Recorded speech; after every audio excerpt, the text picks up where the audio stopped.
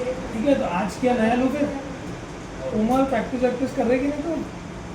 बराबर है।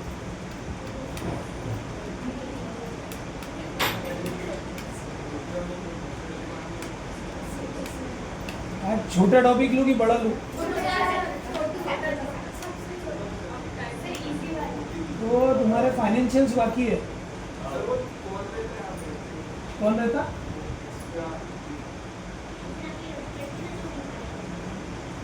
कौन बैठती? हाँ हाँ हाँ, वो वृशाली वो नहीं आएंगे अभी 15 दिन तक।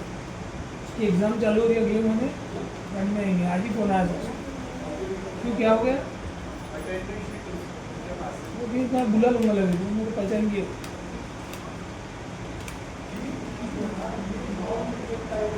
तुम्हारा इंडेक्स मैच बाकी है ना, और तुम्हारा फाइनेंशियल्स भी बाकी है। कौन सा लूँ इंटरेस्ट फाइनेंशियल में? क्या है फाइनेंशियल पढ़ते? फाइनेंशियल पढ़ा इजी है, इजी जाना है, थोड़ा माइंड फ्रेश हो जाएगा तुम्हारा फाइनेंस पढ़ के।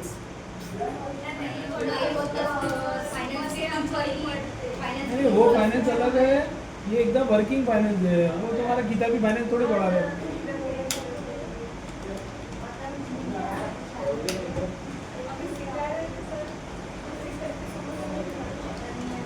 चलो यहाँ देखो, फाइनेंशियल फॉर्मूलेस क्या है तुम्हारे।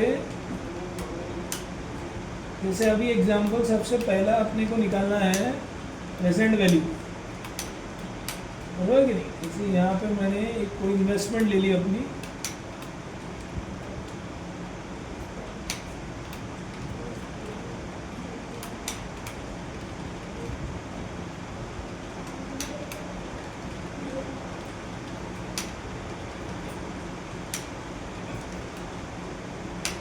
ठीक है।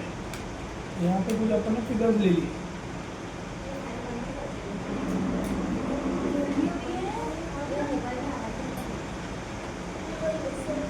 कम कर देना, फैन बंद मत करे।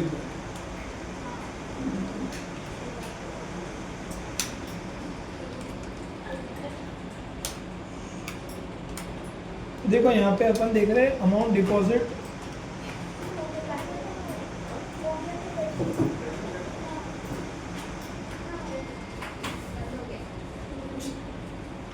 अपन देख रहे हैं यहाँ पे अमाउंट डिपॉजिट पर मंथ, और यहाँ अपन ने एग्जांपल लिया कंपाउंडिंग रेट ऑफ इंटरेस्ट, कौन सा? कंपाउंडिंग, ठीक है। और यहाँ अपन ले रहे नंबर ऑफ पीरियड,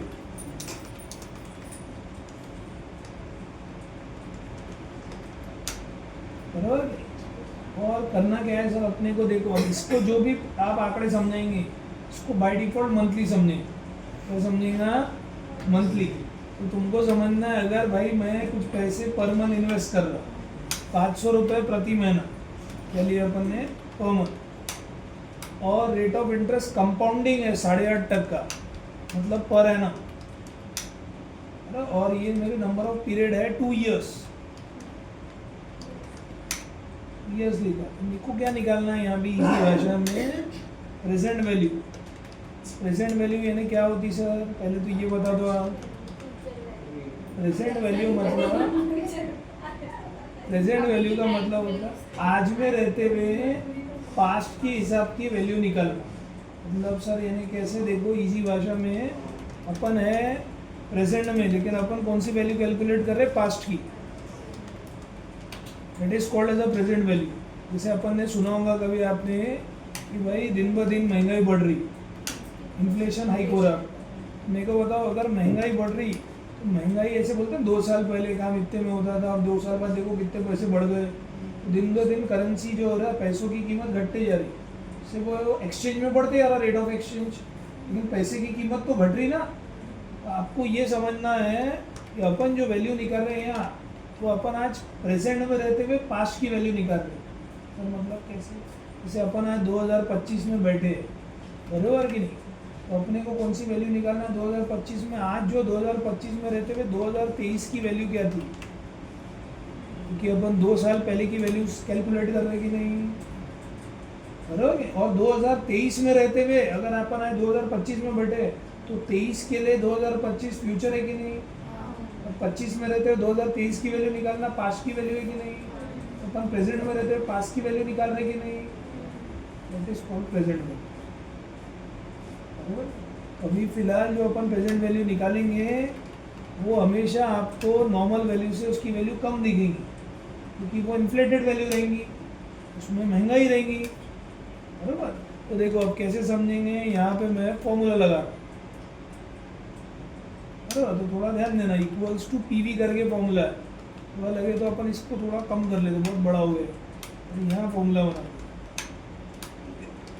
और यहाँ लिख देता हूँ मैं शॉर्ट में, इसको एक डब्बे में बैठा देता हूँ, ठीक है, प्रेजेंट वैल्यू ऐसे बिठाई। जब ऐसे आपने अल्ट एच डब्ल्यू दबाएंगे अब तो रैप हो जाता हो। रैप मतलब एक ही बॉक्स में ऐसा ना बढ़ाते, ऐसा बढ़ेगा हाइट में, अल्ट एच डब्ल्यू। और मेरे को यहाँ पे रहते हुए निकालना क्या है, प्रेजेंट वैल्यू यहाँ ले लेता हूँ, ठीक है। कहाँ ले लेता, देखो ब्लैक कलर, तो इधर अपन फॉर्मूला लगाते डायरेक्ट बड़े में, यहाँ मैं लिख देता प्रेजेंट वैल्यू, ठीक है। फॉर्मूला क्या बोला मैंने, पीवी। फाइनेंस में फॉर्मूला क्या आता है प्रेजेंट वैल्यू का, पीवी, बराबर।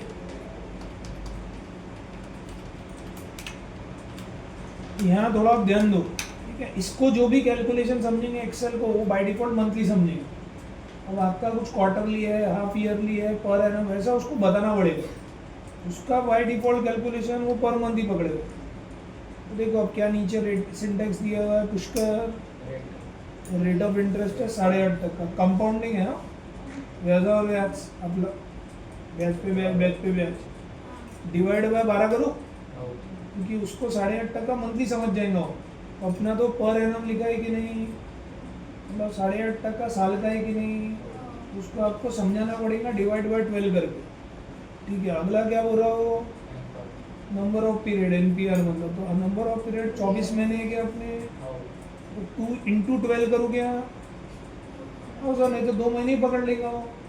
24 महीने है ना अपने, 2 साल लिखा है ना अपने वहाँ, तो फिर मैं क्या कर रहा हूँ, इंटू 12, बरोबर। अब मेरे को बताओ अगला क्या लिखा है, पीएमटी, तो फाइनेंस में उसको बोलते हैं पर मंथ इंस्टॉलमेंट। तो अपना कितना पर मंथ है, 500, वो तो डायरेक्ट मंथली है कि नहीं, वहाँ तो लिखा ना मैंने पर मंथ। अगर अपना वो मंथली है और आंसर पॉजिटिव होना तो माइनस वो वाला साइन लो। क्यों माइनस सर, डायरेक्ट लिया तो डायरेक्ट लोगे तो आखिरी में मैं बताऊँगा माइनस निकाल के, तो आंसर निगेटिव में आएगा। चलो ठीक है। फिर वो बोल रहा फ्यूचर वैल्यू कुछ आएगी, कुछ भी नहीं बताया मैंने आपको। उसके बाद ये भी बड़ा इंपॉर्टेंट है फाइनेंस में, एंड और बिगनिंग। अगर आप महीने के स्टार्ट में इन्वेस्ट कर रहे, बराबर, कि आप महीने के एंड में इन्वेस्ट कर रहे, अगर आप 15 तारीख के बाद इन्वेस्टमेंट करते कुछ भी, फर्स्ट मंथ एंड पकड़ा जाता है। एंड मतलब सेकेंड मंथ बिगनिंग।